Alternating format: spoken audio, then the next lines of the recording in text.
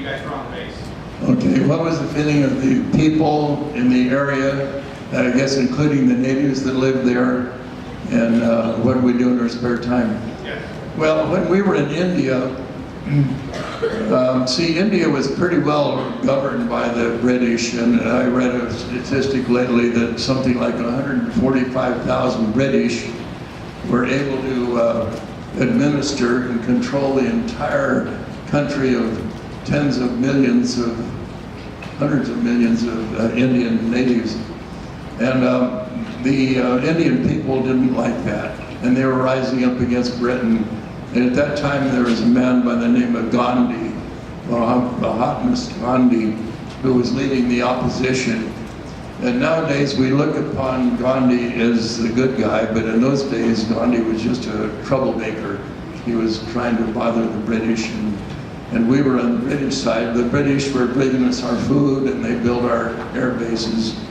And the British built the railroad system of India and all the good buildings, and they taught them a form of government, which was good. So we were on the British side, and we thought that Gandhi was just a troublemaker. And so it was so bad that some of the people of India actually formed military groups that supported the Japanese, and that didn't go over so well either. We had access to a newspaper called the Hindustani Times. It was published in Calcutta, and it was in English language, and it kept us aware of what was going on in India at the time. And that was, it was in political turmoil. And as you know, right at the end of the war, well, the British finally pulled out. What did we do in our spare time? On the average, we only flew one mission a week. I know that seems like not very often, but when you figure that people were sick in the hospital with malaria, sometimes on a 3-day leave, and it was the purpose of the squadron to see that in a 1 year's time that everybody had the same number of missions.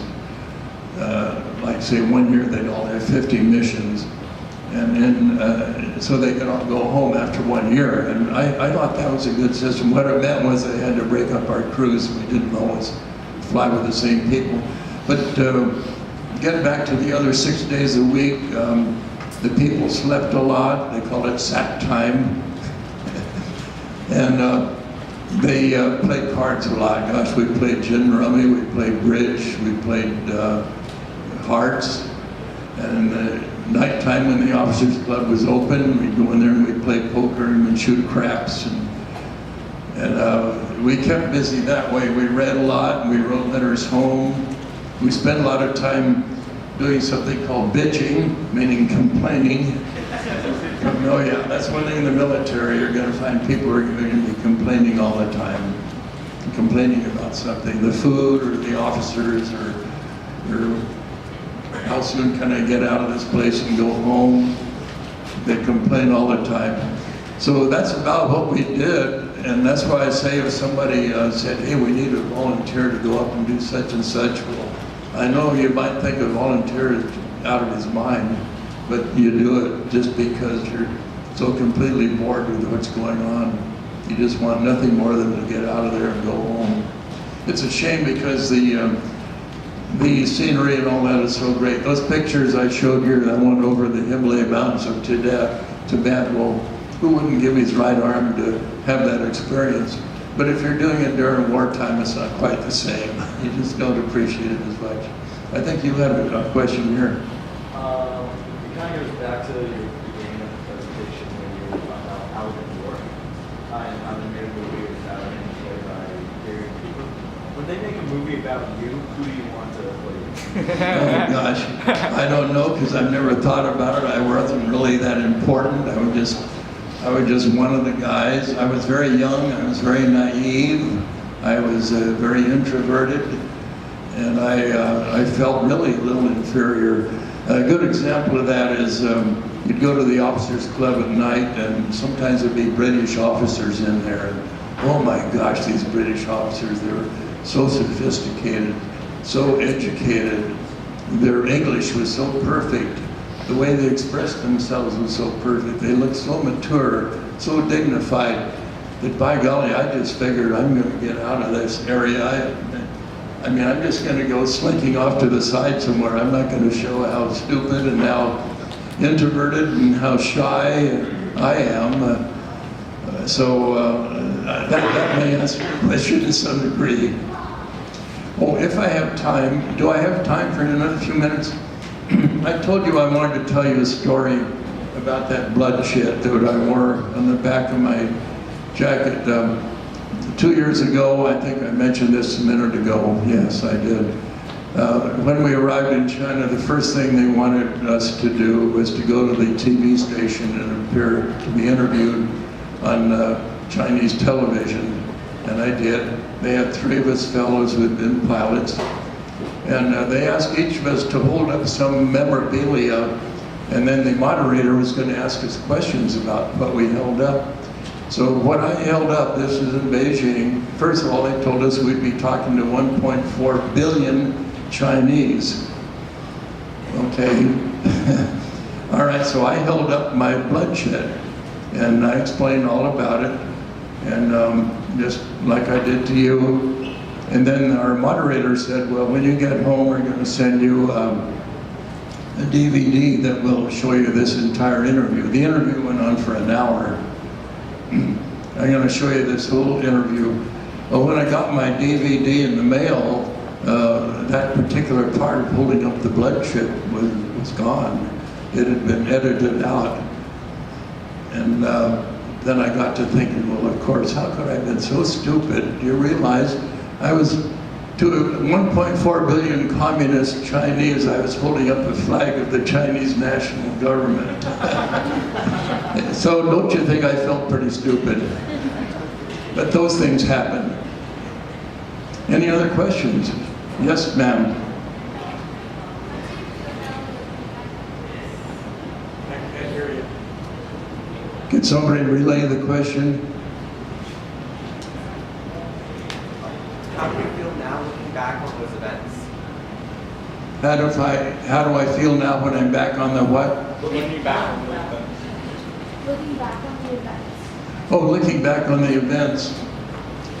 Well, for one thing, I feel that I have a great opportunity here. I'm with a group known as the Freedom Committee of Orange County, and it's a group that has over 100 veterans from all conflicts that our country has been involved in, starting with World War II. And we do just exactly what I'm doing today. We have what we call a living history program that goes around to the high schools, and it kind of tries to give you people a feeling of what goes on other than what you read about in your history books. To know that I'm alive, I'm standing here. I'll be 95 years old in a couple of months. But I'm actually here to tell you what it was like, what we did in our spare time, and that sort of thing. And so that's one of the things, looking back on, that I'm glad now I have. To me, it's kind of payback time because, oh, the good Lord, I guess you would say, has been good to me all through my life. I married a very remarkably fine lady. She and I graduated from college at the same time in 1949, and a mutual friend introduced us. She was going to UCLA and I at Caltech. She was a math major. She wanted to be a math teacher. But when she graduated, they said, you can't be a math teacher. Only a man can be a math teacher.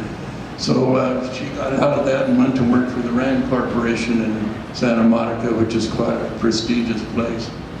So we were married within 2 years after that, and had 3 fine sons, and they've all done very well, and I'm very proud of them, 4 grandchildren, and a great-grandchild on the way. So looking back on life has been very, very good to me, and this is one of the ways I can pay back, coming here as a volunteer, and hopefully bringing some light to events to you people which otherwise you may not have had. Anything else? Anything else?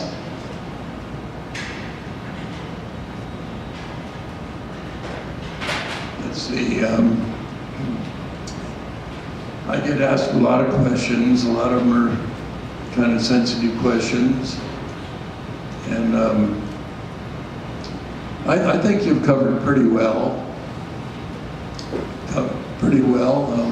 We wrote letters home. We had something called V-mail at that time. It was something which could be sent, I don't know how exactly, electronically? No, over the radio. That's very much like teletyping is sent. Anyway, V-mail, we could write something on an open-faced piece of paper. The officers had to censor the enlisted men's mail.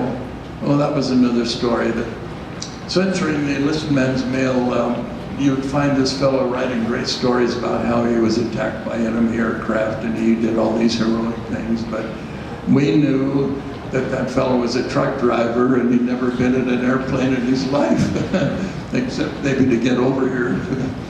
So we would have to scratch out anything that had to do with any combat missions or where we were or anything of that kind. We had to eliminate that. They'd call us out of bed early in the morning, about 5 o'clock. Somebody would come around and say, okay, Hayward, out of the sack. You're flying today. Look at the clock, look at your watch, and look at the sun. There's no sun, it's still dark outside. And you get over there, you attend a briefing by the intelligence people, and they say, oh, well, here's where you're going today, and I want to let you know that so many Japanese fighters have been sighted over here.